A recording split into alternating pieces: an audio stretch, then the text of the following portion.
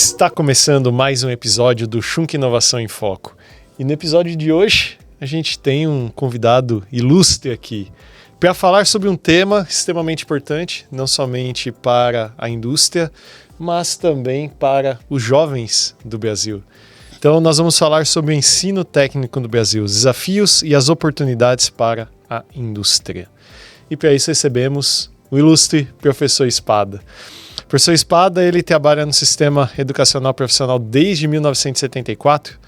Ele já teve experiência tanto aqui no Brasil quanto no exterior e atualmente é diretor das Relações Externas do Senai São Paulo, onde é responsável por projetos de cooperação e educação profissional com outros países, assessoria técnica a instituições de educação profissional para países da América Latina, Caribe e continente africano.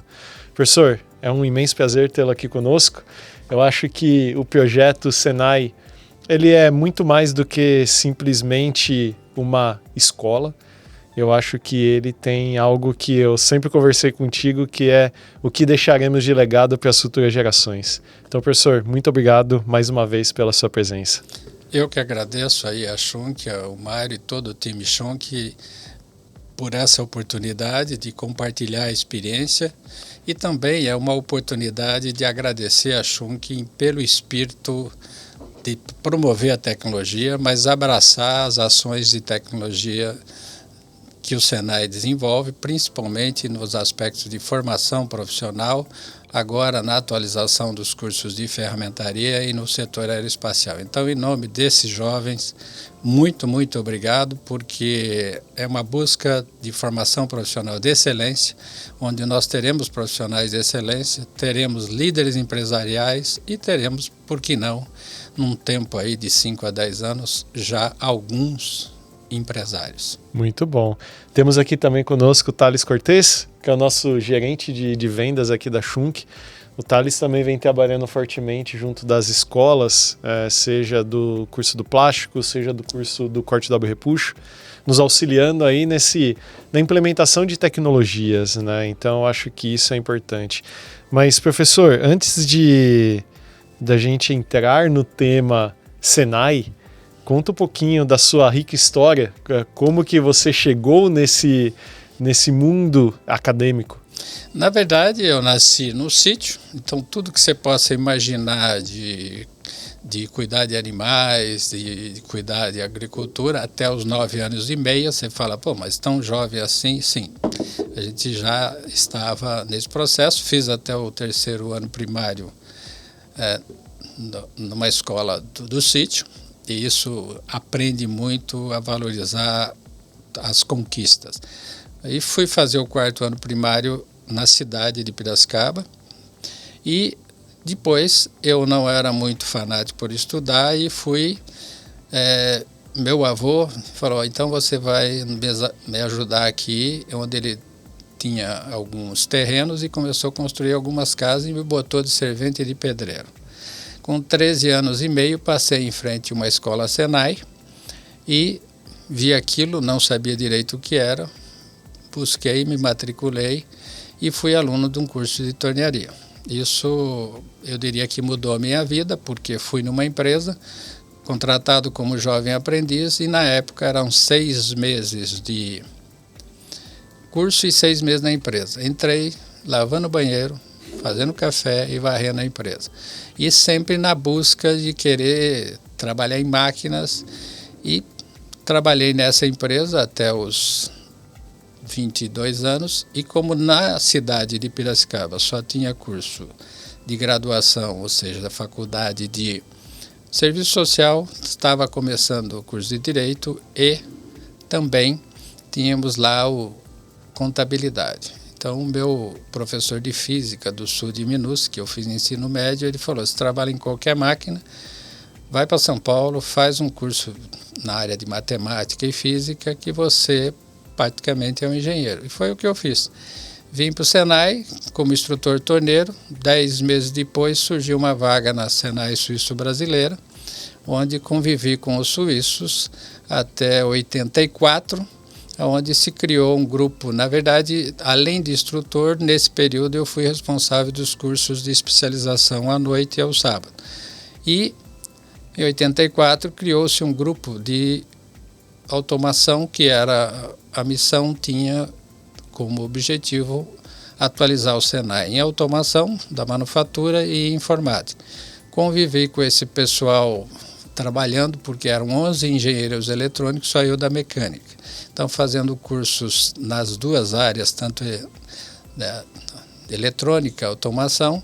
Então, tive a oportunidade de fazer cursos na Universidade de Sheffield em robótica, depois na Open University em Birmingham, ou seja, várias oportunidades dentro da Inglaterra, algumas na Suíça. E em 92 me convidaram para ser o profissional que iria implantar o qualidade total no Senai. Na época, próximo de 9 mil profissionais. Foi um desafio.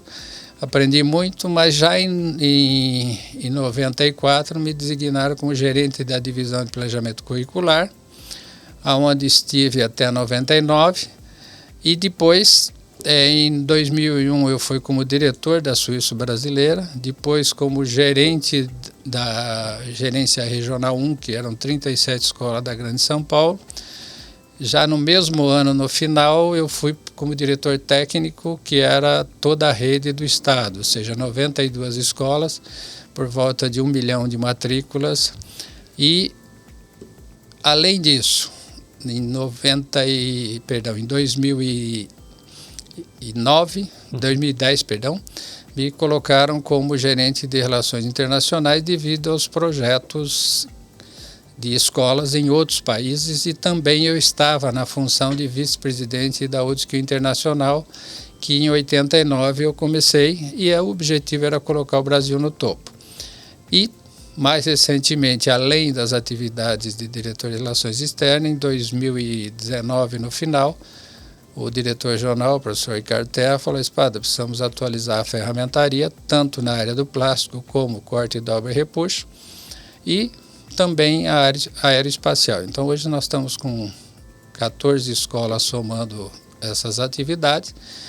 E, além disso, tem uma série de outras experiências apoiando alguns aspectos aí de gestão da educação, tanto do Ministério da Ciência e Tecnologia, como também agora uma frente parlamentar. Ou seja, continuo aprendendo. Nesse processo todo, eu entrei em escola em 47 países, onde você conhece, tanto no setor assessoria a países, como também os projetos de cooperação.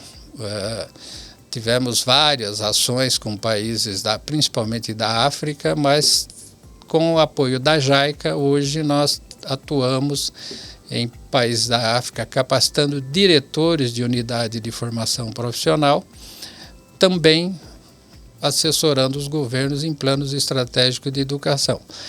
Mas é um constante aprendizado, a gente aprende todo dia, e isso bem resumidamente. Tem vários episódios onde foram muito marcantes na minha vida, e aprendi com o Sérgio Vieira de Mello no projeto Timor, no ano 2000, quando nós começamos a implantar a escola, que está até hoje, que o ponto mais importante do ser humano é você ter um relacionamento com pessoas estratégicas. E isso, eu digo que o Ser Maior me deu esse privilégio. Vamos construindo essas pontes aonde nos leva ao permanente aprendizado. Resumidamente, é um pouco disso. Resumidamente, Thales, acho que a gente está tendo uma aula aqui já hoje só da experiência do professor, né, Thales? Sim, eu estava refletindo e fiz umas anotações enquanto ele conversava, né? Porque só de explicar um pouquinho do currículo dele, ele já dá uma aula, né? E me saltou aqui porque lógico que o trabalho dele tem foco na metalurgia, né? Quando você passa para olhar o histórico de frente de trabalho, mas antes de eu nascer, eu nasci em 89, né? Salvo engano, eu acho que foi em 84 ou por aí, ele disse que fez um curso de robótica, né? No exterior, né? E aí eu fico imaginando, né? Uma pessoa visionária como ele, com toda essa bagagem, fazia em 84, que eu não imagino como eram as indústrias no Brasil, né? voltar com essa carga. Lembrando que a Schunk lançou o primeiro produto de automação 83. no ano de 1983. 83. Então, assim, é realmente muito Tá interessante. à frente ao tempo, o homem, né? É, muito bom. Professor, como eu disse, é sempre um prazer conversar contigo sobre as tecnologias, sobre o seu conhecimento e seu envolvimento no ensino técnico, e ouvir a sua história realmente é motivadora, né? E eu acho que é legal porque eu faço muito um parênteses da base, né? Você começou lá com 9 anos e meio, trabalhando na roça. Sim. E é aquilo lá, muitas pessoas têm essa visão, poxa, que eu não vou crescer na vida, mas se a gente quiser realmente, a gente consegue, né, professor? O que eu sempre passo é o seguinte, eu vou pegar um exemplo das competições de formação profissional. Muita gente diz, em 89, por eu ter estado em 88 na Open University em Birmingham, a competição mundial foi em Birmingham. Então o Senai Nacional me convidou para ir traduzir as provas. E o nosso aluno competiu com condições limitadas. Então, normalmente o pessoal diz, porque o profissional americano é 5 vezes mais produtivo que o brasileiro. Eu vivenciei fatos e momentos que comprovam exatamente ao contrário. Quando nós demos a mesma condição ao nosso aluno, demos as melhores máquinas, as melhores ferramentas, ele foi para o pódio. Ou seja, depende muito do que você faz no mundo da educação. Um exemplo para mim, a referência é a Coreia. A Coreia, em 1960, a renda per capita do Brasil era o dobro da Coreia. Hoje, a renda per capita da Coreia são 3 vezes mais que o Brasil. Ou seja, onde está o segredo? A consciência do governo, a consciência da família, da importância da educação e toda uma estrutura alinhada para isso. Então, a educação é um fator de transformação social e econômica e principalmente a educação profissional. Sou suspeito porque eu sou apaixonado por isso, então... Muito bom. Eu acho que vale a pena a gente colocar um gancho aqui, a gente entrar dentro do âmbito Senai, né? Eu acho que para quem não está, para quem está nos escutando e para quem vai nos ver também, eu acho que todo mundo já deve ter escutado falar do Sistema S, Senai e todas as outras escolas aí, mas, professor, resumidamente, o que é o Senai? O Senai é uma instituição dirigida e mantida pela indústria, ou seja, a nossa receita é 1% da folha de pagamento do setor, dos profissionais da indústria. E por que dirigida pela indústria? Porque nós temos, além da Senai, a estrutura da Confederação Nacional de Indústria, que tem um conselho, tem as federações da indústria, que cada estado tem essa estrutura. E o conselho é formado por empresários. Então, os mesmos parâmetros de gestão de uma indústria, do setor privado, ele é carregado para a gestão do Senai. Hoje, no Brasil, são 526 escolas, se eu posso errar, pode ser um pouco mais, prédios e mais de 450 unidades móveis. Por que a unidade móvel? Porque se tem uma cidade ou uma comunidade onde não comporta uma escola devido ao número de habitantes, você construi uma escola, depois de um tempo você satura. Então há todo esse equilíbrio. Com essa estrutura nós formamos próximo de 2,8 milhões de jovens ano, ou seja, esse é o número de matrícula. Cursos regulares, cursos de curta duração, que já chamamos de especialização, tanto aperfeiçoamento, especialização, a gente chama de formação inicial e continuada. Então, esse contexto é que faz o Brasil competitivo. Muita gente fora do país pergunta, mas na OCDE vocês são lá na posição 60, como é que na educação vocês estão no topo? Eu sempre coloco, é uma instituição mantida e dirigida pela indústria. Por quê? Porque se meu resultado não atender a expectativa da indústria, é o mesmo procedimento de mercado. Tchau, vamos partir para outra. É muito legal a gente ter a oportunidade de viver num país que a gente consiga capacitar mais de 2 milhões de jovens aí E esse número, Mairo, eu acho que é importante pensar. Hoje nós precisaríamos ter quase 3 vezes se comparar o aspecto população. Claro. O outro aspecto é que a indústria tem no Brasil hoje 10,7 milhões de empregados da indústria. Então nós precisaríamos um número maior. Porém, existe aquela velha batalha, quantidade ou qualidade. Precisamos manter a qualidade e até incrementar, mas precisamos aumentar o número de oportunidades para os jovens. Muito bom. E aí eu acho que eu vou linkar já para uma segunda pergunta, que é quais são os grandes desafios da capacitação técnica hoje, professor? Bom, eu digo que multiplicar tem que ser por um fator maior que 1. Então, senão eu não estou multiplicando. Então, um dos fatores é capacitar os docentes e identificar profissionais da indústria com experiência no processo industrial, trazer ele para ser um docente, um professor ou instrutor. Nós chamamos de professor normalmente, pela nossa cultura, quem tem uma formação mais acadêmica, e o instrutor é o que desenvolve as aulas práticas de laboratório e oficina. Então, esses profissionais têm que ter vivência do processo industrial. Eu digo que quando a gente tem um ente querido na mesa de cirurgia, nós queremos um médico experiente.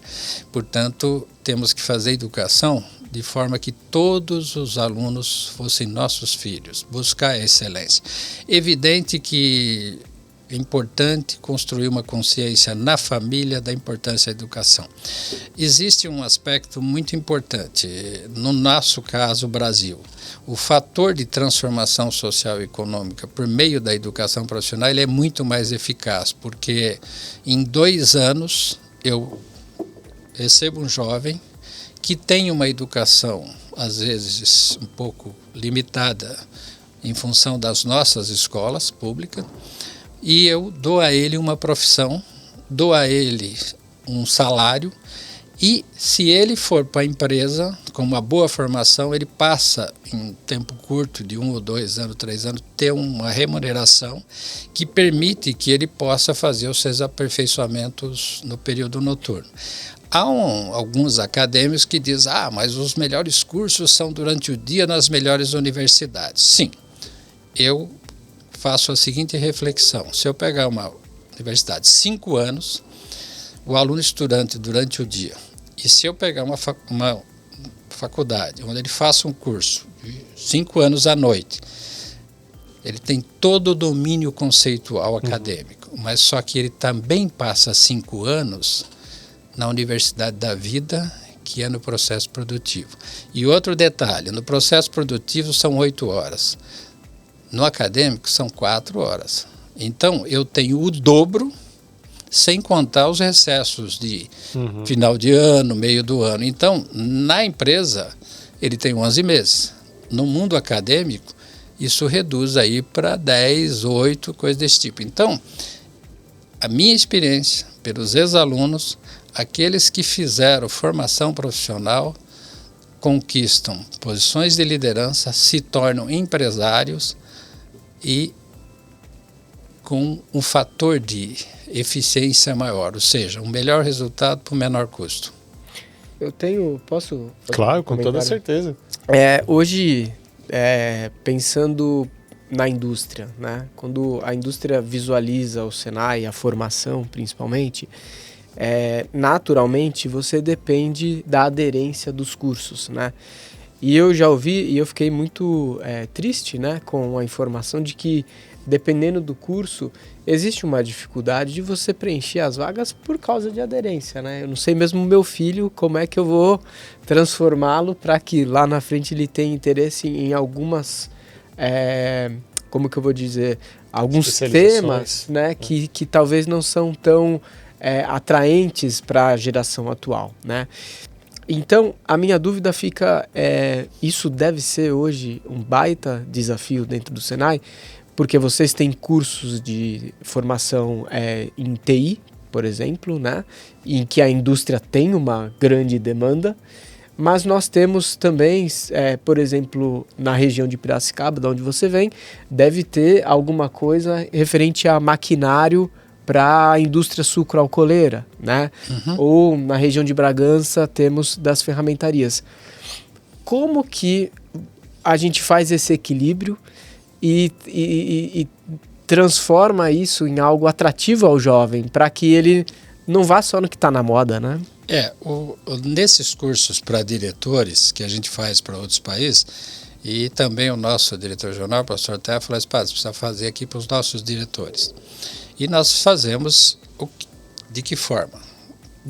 Montamos um programa com os tópicos e convidamos líderes empresariais para fazer o desenvolvimento dos conteúdos. Presidente de empresas, esses líderes de convivência. Por quê? Porque essa liderança ela é preponderante. Um diretor, ele tem que ser um diretor educador. Como ele vai motivar todos os jovens na busca permanente do seu crescimento? Ele tem que ter uma interação escola-empresa. Porque se ele não sabe a comunidade que está em volta, em termos de tecnologia ou dessa interação, por quê? Porque existe uma lei, que é a lei do jovem aprendiz, assim, bem superficial. A lei diz que a empresa tem que ter 5% do total de profissionais do seu processo produtivo. Então, vou pegar um exemplo. A empresa tem 100 profissionais, 20 trabalha no administrativo e 80 no processo produtivo. Então, 5%, 4 profissionais, 4 jovens, a empresa mantém como jovem aprendiz. Então, aquele jovem da comunidade que não tem perspectiva, ele vai fazer o curso. Se ele recebe, hoje, vou pegar um número, R$800, ele vai ajudar a família, vai ter um recurso para um lanche, para um almoço e vai ter para o transporte. Então, você tem já uma estrutura pensada que propicia essa transformação. Então, o diretor educador, ele tem que pensar como ele vai manter esse jovem motivado para planejar a sua carreira após aquele curso, o que é que ele vai fazer. Ele tem que ter interação com a empresa para poder ter essa conexão, saber o que é que está no parque da região dele instalado, mas ele também propicia essa facilidade ou essa viabilização da contratação do jovem aprendiz. E a interação com a comunidade. Se ele não for nas escolas da sua comunidade e de preferência em escolas em condições sociais mais críticas, porque aquele jovem não tem muitas opções. E aqui nada só para passar o conceito. Se ele é filho de médico, de engenheiro ou de alguém que tem uma condição, ele talvez não vá buscar essas profissões. Mas se ele não tem muita opção, ele começa por aí. Então você tem a interação. O diretor, que tem que ser um diretor educador, tem que ter interação com as empresas e tem que ter interação com a comunidade. A partir desse momento, quando você tem esse perfil, e aqui eu ressalto, por exemplo, que Ribeirão Preto, por que o Reginaldo ganhou o prêmio de melhor diretor das 526 escolas do Brasil? O que ele tem? 100% de aluno empregado, porque ele interage com as empresas e tal. Então, ele viabiliza essa transformação. Outro fator também de investimento estratégico. Esse jovem, pela condição social, ele se forma, ele vai ser empregado. Aquele investimento vai transformar em resultado de produção que o salário dele gera impostos e o produto gerado para ele gera impostos. Então, você tem vários fatores de benefício, além do próprio indivíduo, da sua família, ele está dando um benefício para a comunidade, fazendo o retorno daquele investimento. Então, o ponto crítico é o seguinte: são profissionais que exerçam a posição ou a função com excelência. Hoje, a estrutura que nós temos, eu posso dizer, em termos de laboratórios e oficinas e preservação do predial, dos ambientes, nós podemos comparar com qualquer país do mundo. O ponto crítico é a consciência do cidadão, é a formação dos docentes. E tem um outro fator. Quem detém a tecnologia? As empresas. Hoje nós vivemos o exemplo Schunk. Se a Schunck não fosse parceira, nós não teríamos as tecnologias que nós temos hoje, tanto nos cursos de ferramenteiro da área do plástico e no corte e dobra repuxo. Por quê? Eu tenho que buscar essa tecnologia com quem detém. Porque se os senhores não tiverem uma tecnologia que faça a diferença no mercado, os senhores deixam de existir. Exatamente. E nós temos que ter a humildade de ser alguém que vá buscar, capte isso, organize a informação e multiplique. Em alguns casos, que é o próprio caso do Schunck, quase que é direto, porque a tecnologia ela é tão diferenciada que dá para você passar direto para os professores e para os alunos. Não precisa nem de um tratamento pedagógico. Então, esse espírito de que educação é estratégico para transformar um país numa nação é que nós precisamos absorver na sociedade. O ponto crítico da Coreia, a família construiu essa consciência. Eu acho que, voltando a esse assunto e complementando, eu acho que a pergunta do Thales foi muito pertinente, porque a gente vive hoje numa sociedade que as pessoas tendem a ir para o caminho mais fácil.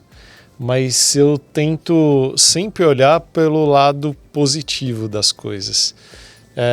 Eu acho que cabe a cada um dos empresários, cada uma das empresas parceiras do Senai, já que o Senai é mantido pela indústria, em contribuir nessa atratividade dos jovens. Então, a indústria tem que ser atrativa também. Então, por exemplo, se eu vou lançar um produto novo, esse produto ele tem que ter uma característica que faça ele atrativo à indústria e, consequentemente, a que as pessoas utilizem esse produto. Tem um caso muito interessante que foi numa das escolas, se eu não me engano, de Guarulhos, Jundiaí, perdão, que nós tínhamos a instalação de um equipamento que era uma morsa e era o startup da máquina também. Então, as pessoas elas estavam receosas em liberar o potenciômetro da máquina porque era uma tecnologia muito diferente do que eles já tinham acesso. Só esse fato de você trazer uma tecnologia nova para os docentes e para os alunos já faz com que eles sintam esse interesse, poxa, aqui eu estou realmente estou num curso que me vai agregar valor e que eu vou estar trabalhando com tecnologias que estão implementadas em países bem mais envolvidos. Eu sempre gosto de mencionar que, por exemplo, o sistema de ponto zero, que hoje é usado numa escola, nas escolas do Senai, é o mesmo que é utilizado eventualmente na usinagem do motor da BMW, no motor da Audi, no motor da Porsche. Isso já traz uma visão diferente para o aluno, né? Eu acho que se a indústria fizer isso de uma forma consistente, eu acho que a atratividade para esses alunos é cada vez maior. E poder usar a máquina 100%, acho que isso para o aluno. Exato. Perfeito. Eu acho que também tem um ponto bastante importante, os alunos entenderem que aquilo que eles estão utilizando é o que vai fazer o sucesso deles lá na frente. De as empresas, quando estiverem utilizando um equipamento, eles consigam utilizar aquele equipamento a 100% da sua capacidade. Não a 20%, e porque ele está sendo ineficiente no processo, ele acaba comprando outro equipamento não para produzir mais, mas para suprir uma ineficiência. E eu acho que eu vejo muito isso no Senai, que é o quê? Sempre mostrar para os alunos que você precisa ser eficiente nos seus processos. Uma das experiências com esses jovens dos cursos, aí no caso do plástico, eu fui a uma escola fazer a primeira reunião com os alunos e eu perguntei quem joga videogame. E daqueles 48 alunos, só 4 levantaram a mão. Eu não fui muito feliz porque são de condições sociais mais críticas e evidente que eles não teriam condição de adquirir um videogame. Depois de um ano, quando eles terminaram o mecânico de usinagem de moto para plástico, iriam para o construtor e projetista de moto, e aí fui lá fazer a reunião, contextualizar o segundo ano de trabalho, e aí 3 me esperaram fora do auditório e falaram: professor, o senhor lembra que o senhor falou se a gente jogava videogame? Eu só queria informá-lo que eu estou jogando videogame na realidade. Eu falei: como assim? Eu sento no computador, faço o projeto no CAD, eu programo as máquinas no CAM, eu faço medição com apalpador, tal. Ou seja, aquilo que os colegas aí fazem simulação, eu faço na realidade. E um detalhe, um videogame com uma máquina de 5 eixos, eu acho que eu compro, brincando, mais de 50 videogames ou muito mais. Eu falei, quanto vale uma máquina ferramentada 5 eixos? Professor, acho que 1.800.000. Eu falei, então você compra mais do que 50 videogames. E aí vem o desafio. Eu recebi a visita da Mrs. Olga, que é a vice-primeira-ministra da Rússia. Quando ela visitou uma escola, ela parou na frente dos alunos que estavam nas máquinas CNC e falou, pera um pouquinho, me explica, você recebe esse jovem, todos os meninos, essas meninas, e vocês colocam equipamento desse custo? Eu falei, e eles entregam um resultado que encanta a todos nós. Então, de novo, se nós dermos oportunidades aos jovens, eles abraçam e surpreendem com a sua evolução. E agora, dando um feedback para você, professor, eu acho que cada vez mais a gente tem que se orgulhar de fazer parte desse projeto, né? Mas o projeto Senai, ele, claro, já é conhecido nacionalmente, mundialmente, eu posso também colocar, mas também ele entrou muito em pautas de reuniões dentro do Grupo Schunk, a nível mundial. Então, é algo que eu fico feliz de nós termos iniciado esse projeto. E eu tenho certeza de que esse projeto ainda tem muito para colher, né? Eu acho que realmente... eu me lembro da primeira conversa que nós tivemos no Senai Maramato e que nós falamos sobre o porquê desse projeto, né? E eu acho que o propósito é realmente nós deixarmos um legado para as futuras gerações. E isso daí, depois dessas conversas, alguns ajustes, a gente incluiu isso dentro do nosso propósito de empresa.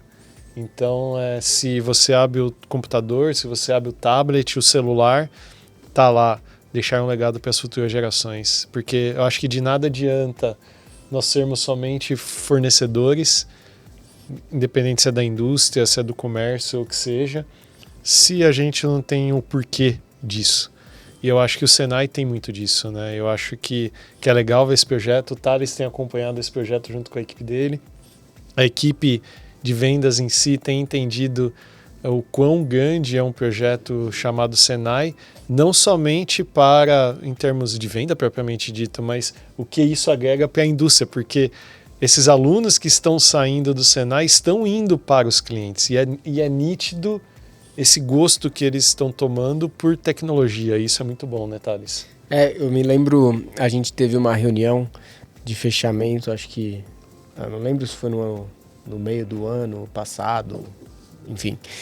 E aí um dos vendedores, né, que é uma pessoa muito querida, né, que é o Pinduca, ele contou a importância, né, da gente poder ter essa relação com o Senai na vida dele, porque ele tinha uma relação muito forte com o Senai, através do pai dele e tudo mais, e assim, eu diria que todo mundo que estava ali na reunião se emocionou. Então, quando a gente faz um atendimento, né, para o Senai,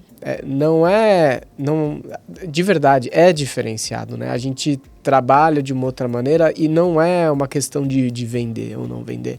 É uma questão de o que eu estou transferindo de tecnologia para que as futuras gerações possam agregar, né? Eu tenho um pequeno trauma na minha vida, pouca gente sabe, não chega a ser um trauma, mas eu sempre quis estudar no Senai. E eu era de Ribeirão Pires, e sou, né? E lá não tinha. E aí eu queria então estudar no SESI, porque o SESI tinha merenda, e na escola que meu pai queria me colocar não tinha merenda. Acabou que era um sorteio, e eu acabei não entrando no Senai, então, no SESI. Somente em Santo André que tinha. Mas assim, eu não sei o que é essa magia, mas existe alguma coisa, né? E a gente vê isso nos olhos dos nossos funcionários, enfim, de todo mundo que trabalha com a gente, a importância dessa parceria.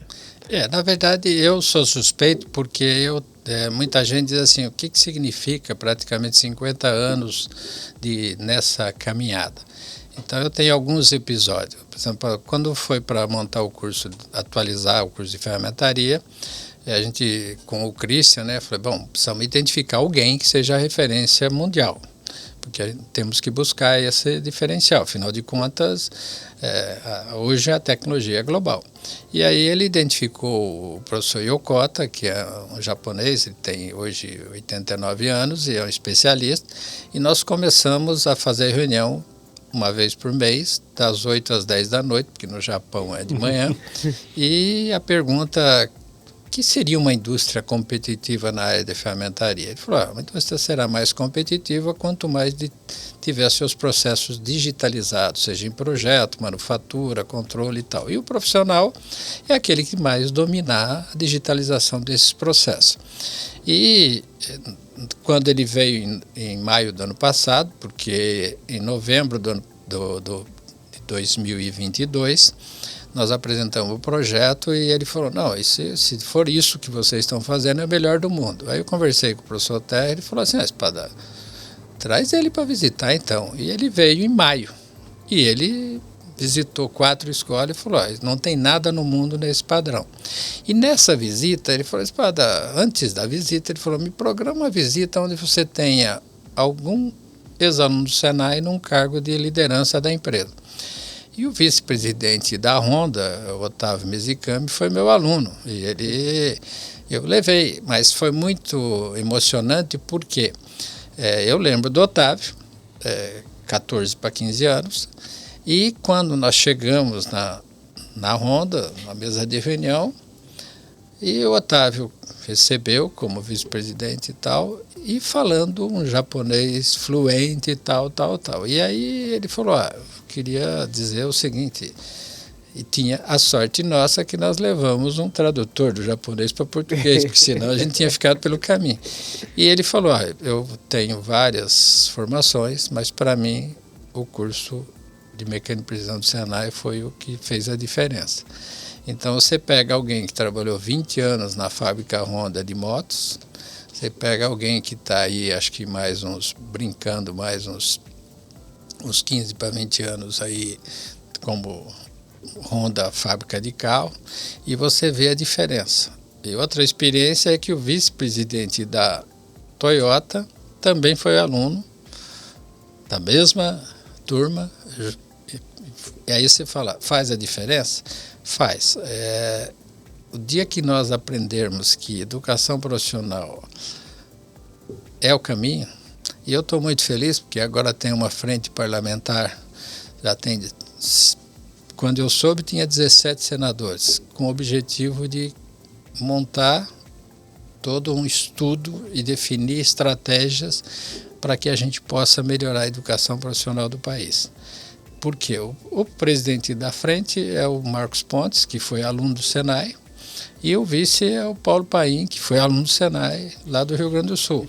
E os demais, eu não sei se tem mais alguém, mas eu posso garantir que dessa ação sairá algumas decisões que podem melhorar o processo. Muito bom. E professor, seguindo com o tema, você tem uma experiência internacional bem ampla, né? São 40 e quantos países que você já visitou? E que eu entrei em escola em 47. 47. Como que é, na sua visão, a comparação? Você já disse um depoimento do professor Yokota que realmente o que nós temos aqui é único. Mas como que é a capacitação técnica no Brasil comparada com os outros países? Na verdade, o que nós temos nas instituições Senai, Senac, Senai eu não conheço muito, porque é mais recente, mas ou seja, essas instituições onde tem a liderança dos profissionais da indústria, ela tem, ou do comércio, ela tem um resultado mais significativo. Nós tivemos o Instituto Federal de Educação, que teve os seus momentos de glória, hoje, por até conhecer algumas pessoas, eles estão na busca da melhoria, mas eu diria que, pegando o caso Senai, nós estamos de infraestrutura no padrão igual. O ponto-chave e estratégico é a liderança das escolas, isso vale para o diretor, para o coordenador técnico, coordenador pedagógico, o instrutor-chefe, e a capacitação dos nossos docentes. Nós precisamos ter essa mesma frequência. Eles têm um pouquinho acima. E um outro detalhe é a consciência da família da importância da educação, e principalmente educação profissional. Os ex-alunos que estão em posição de destaque, e vários se tornaram empresário, em razão dessa formação. Não tem nenhuma preocupação. O cara fala assim, mas Espada, eu vou fazer um curso de aprendizagem, um curso técnico. Sim, mas depois você pode fazer uma faculdade, não tem nenhuma restrição. E eu tenho uma convicção comigo, é um ponto de vista. Se ele fizer um curso de aprendizagem, um curso técnico, depois ele pode fazer o que ele quiser. Dá para comparar com as melhores faculdades do Brasil e do mundo, porque ele domina o processo. Uhum. Então, eu diria o seguinte, em termos de Senai, pode comparar com os melhores do mundo. Em termos de demais instituições, eu sei que o Senac tem um trabalho espetacular, tem algumas escolas técnico industrial, tem a Paula Souza que faz um trabalho. Só que nós precisaríamos ter o espírito, a experiência da indústria dentro do processo, ou do comércio. Na verdade, os líderes dos processos, seja indústria, comércio, agricultura, atuando. Um dos sonhos seria toda a escola ter um conselho técnico consultivo, formado por empresários que vivenciam o seu processo, e também uma avaliação periódica com métricas muito bem definidas. Uhum. E até sonhar um pouco. Imagine que se eu tivesse uma escola que vou pegar aqui a área industrial, que um especialista, o gerente de desenvolvimento da Mercedes dá 2 aulas na escola por semana. Ou seja, eu teria 6 a 8 especialistas do setor atuando como docente. Isso não vai denegrir nenhum docente, mas você aproxima a realidade do processo de ensino com a realidade da indústria, ou do comércio, ou da agricultura. Isso é importantíssimo, porque se nós conseguíssemos esse diferencial, nós estaríamos, com certeza, número 1 do mundo. Eu fico feliz de ouvir isso, e é o que a gente vê também, né? Até pela comparação que nós tivemos dentro da própria Schunk, né, Thales? Algumas experiências que nós tivemos, eu acho que a gente consegue enxergar essa qualidade do que o Senai traz. E essas renovações dos cursos recentes mostram isso, né, Thales? Você vê, por exemplo, a Schunk, ela tem...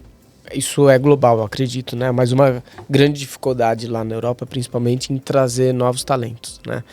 E aí eles têm uma escola técnica interna, justamente para gerar mais essa atração com os jovens, né? Porque é naturalmente uma dificuldade. E não que aqui seja mais fácil, mas lá você pensa que você está num país desenvolvido, onde você tem subsídio social, onde você tem uma equalização social, né?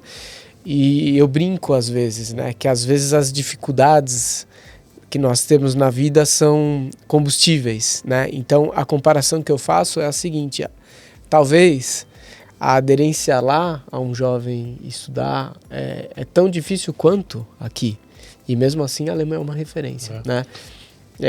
Então, assim, só para concluir, nesse sentido, é lógico que ninguém gosta dessas dificuldades sociais que nós temos aqui, né? Mas eu acredito que nós temos nas comunidades muita gente querendo uma oportunidade, e aí a gente precisa só juntar, como fala. Os criadores do Senai, Roberto Simas, Roberto Mange e tal, foram muito felizes nessa estratégia.